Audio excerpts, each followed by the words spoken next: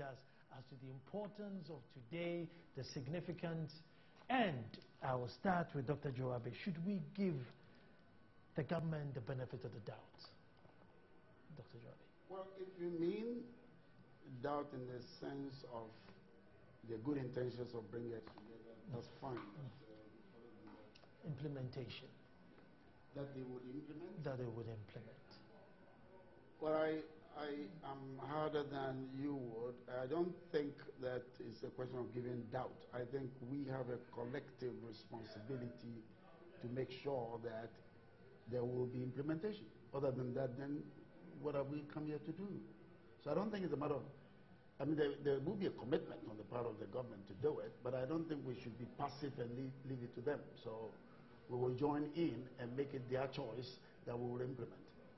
I think that will be the difference between this and other ones, Dr. Emmanuel.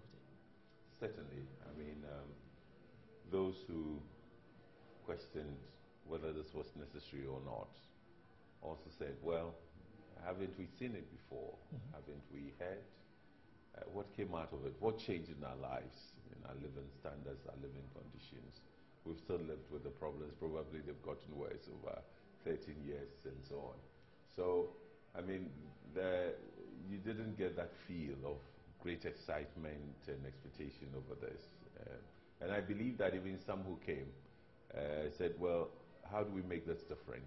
You know, they heard, they listened, and then they came and said, no, this should be different. So the conversations have not just been looking at the issues and talking about it, but constantly saying, how do we get implementation? How do we make sure that this time around? Because if we do not get results out of this over a period, it's a process. You can't say it's not one of the things you call a miracle. So tomorrow everything that was said in a communique became manna everywhere. It's not going to happen that way. But an important process of talking about the difficult issues with high officials of government from different places. These are, I mean, if you have Dr. Joabe, Kwesi Boche, Kwame Pienim in the room, Tonio Tinjesi, and so many people from the universities and so on, what can they tell you? I mean, it's that kind of conversation, mm-hmm. and with a seriousness that we want to see results, you've got to implement. So there is also, it's been thought through, and some implementation mechanisms will be put in place. The president says he's committed. The vice president was involved. So you have the two of them, and to get the vice president directly involved in organizing such an event tells you, well, it comes with some commitment and seriousness. So it's for all of us who participated to make sure that, yes, they're doing what they said they would do, and it will be done in various ways. Yeah. I mean, it leads, Dr. Joabe, you see, because we are so politically and sharp divided, it's sometimes very difficult for sitting government to admit that I have challenges. They always, oh, everything is fine. Do we give credit, number one, to sitting government and say, listen, look, we have challenges, let's all come together and solve it at one? And do we take a cue that that's our reassurance line? Or? Well, as I say, there's a difference from anything we've had before. And that can turn it into a good. The country, whether you like see the challenge or see the crisis, depends on what you have for breakfast. The country faces a very difficult problem which, untended, will get worse. So it rings a bell, it's a smaller bell, to 1982, 1983. That was the last time where the country seemed to be at the edge of a cliff. And as if nature wanted to wake us up, we were faced with the worst drought, certainly in our post-independence history. And collarbones were showing, and this led to a famous expression of Rollins chains. Now, this one is not showing in the harvest. If anything, the inflation numbers that I got to see would say that this year's harvest is perhaps a little early, because April food inflation seemed to be moderate. So it is not an agricultural one. This is a financial crisis that we're faced with. And it's showing in a fast falling value of the cedi. It's showing in rising interest rates. Interest rates are already high and rising some more. It is showing in inflation, as I said, it's showing in the exchange rate, and it's showing in interest rates. And we have a dilemma about how to bring interest rates down in order to get the private sector, particularly manufacturing, to deal with the problems that are there. It's a crisis that says that we have very big financing needs. So there's a way in which, like in 1982, 83, we have no choice. As a people, we have no choice. So nobody is doing anybody else a favor in responding to what is happening. And no matter what mistakes were made in not being able to create the environment in which maybe would get the whole nation to find what now we're talking about, the national interest, which should sit way above any other interest in the land. But it may be we've like the shepherd boy, we've said crisis, crisis so long, that there's room for people to say, I don't know what you're talking about. So it is those of us who felt we needed to respond without blaming anybody else who didn't see it the same way, but to take back the message and say that nobody has a choice in this matter.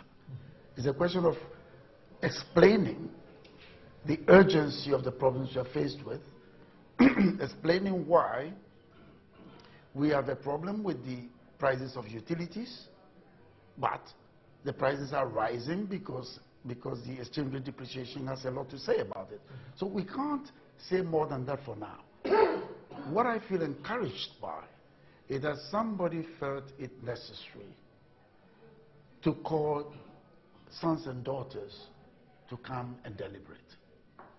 And as I say, I don't think we want to be talking about fault or anything, but we have a responsibility, starting with what you are doing, to take the message across to Ghanaians of what made some of us respond to be here, and the need for us to bury whatever differences and rise up to the occasion. Because I tell you that if we don't do that and we go business as usual, we may all regret it. Sorry. I think you put your air conditioner off or something. I think it's getting humid. Or could you get me some hot water? The cold is not good for So you. there's one suggestion which was made, number 16, and I'll just read it out to you. And says the government must take steps to revamp the manufacturing and agricultural sectors to encourage domestic production of some agricultural products as well as import substitutable manufactured goods. Now, you see, from class 1, this issue was there, and almost everybody else, knows it. For the doubters, if they see this, thinking, hold on, from Accra to Senchi, to say that we should revamp agricultural sector, how do you then communicate to the doubters that this is different from what you learned in class 1, where agriculture, transportation, preservation, how do we tell the doubters? Because they all need to buy into this. Well, I think it's not even what you know from class 1. If you read many of the policy documents, whether you're looking at the medium-term plans, the Vision 2020 that we had, the poverty reduction strategies, and many other documents, whether you're looking at even the budget statements annually, the same things are being said. So the question is, why are we saying them? Why haven't we done what we knew had to be done to change our lives, to improve our lives, to develop our economy? And it is the why question. Why did we fail?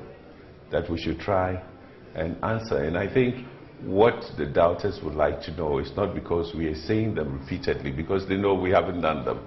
They feel it in their living standards. You don't have to tell the story. But there are doubters because they said, if you haven't done it for so long, why now? What are the compelling reasons?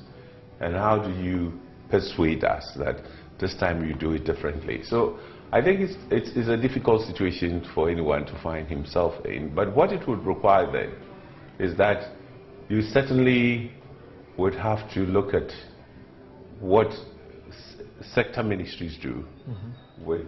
In this meeting, we didn't see many of the party politicians. We rather saw a lot of people from the corporate sector. Actually, I was surprised by their numbers here. And I think you have a private sector that appears to be really engaging. It's quite proactive. It's active. And they were very active. I mean, the longest meetings you went to, and they were working like, you know, anything. Probably they would help reinvigorate the sector ministries responsible for this, the policymakers, for them to begin to find other ways of delivering the results. I could tell from their determination and their active involvement. You know, they're so businesslike. They came, they worked, they stayed in, and then when the thing ended, they all left, moving on to. But I guess probably the difference will be that we have other actors wanting to see change and appear to be motivated. I don't know where it comes from, but they are determined that some difference must be made, and they have a role to play, and they are determined to play that. I think that matters considerably. I'm not sure if we saw the same thing in years gone by, but I think increasingly we're beginning to see a confident private sector leadership that believes that there's no sector of the economy, whether it's manufacturing or industry or the service sector, that they cannot make a difference. Ideas, their partnerships, and so on. Their frustration is that the state governments hardly engage them the way they should, and even if they did, they don't listen to them. The preferences have always gone to foreign businessmen and companies, and they feel almost always marginalized and so on. But I think they're looking organized. I mean, I saw so many banking executives, you know, they would give the credit. Probably they will begin to look more at agriculture. They will begin to look more at industry. Usually when government decides, one of the things that brings about success is when people are told or learn what government's policy is, and they voluntarily work towards contributing to their realization of the objectives and so on. And that is what legitimacy is about, you know, that you said we should do this.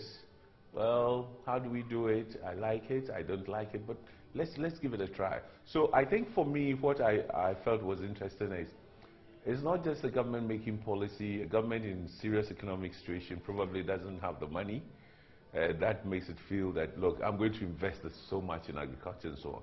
But to the extent that it's able to bring the entrepreneurs together, bring the banking executives together, and bring, very, how do I say, people who've excelled and know so much about the sectors, know so much about the macroeconomy, and said, can you find a way to help us out of here? Maybe admitting that there's a problem and they need the minds, you know, of Ghanaians across the various sectors, and that they should come together and think through how those problems could be solved. I think they've done that. Some are in a position to commit not only their skills and knowledge and time, all free. Others are in a position to probably mobilize the resources required. Now, how are we going to engage the farmers? How are we going to engage the industrialists? How are we going to probably improve conditions for them as Ghanaians to engage their foreign partners? How are we going to protect and promote their interests too? These are some of the things that I think in the coming implementation would have to address, so that it would be clearly demonstrated that, yes, if we want to transform industry, grow it, expand it, cut down on imports, probably have a better control over our markets and so on, the leaders will be Ghanaians, Ghanaian industrialists, and they will find the partnerships, but it's a win-win thing. We want to see Ghanaians in charge of business and institutions and so on. And so I think it's a good conversation, but for me, we shouldn't expect the results tomorrow, but the conversation has started, and that is an important thing. Over a period of time, attitudes may change. more creative ideas would come, more partnerships would be formed, but the results will be that there is some transformation in aspects of the economy. And I think that, for me, is what makes this conversation extremely important.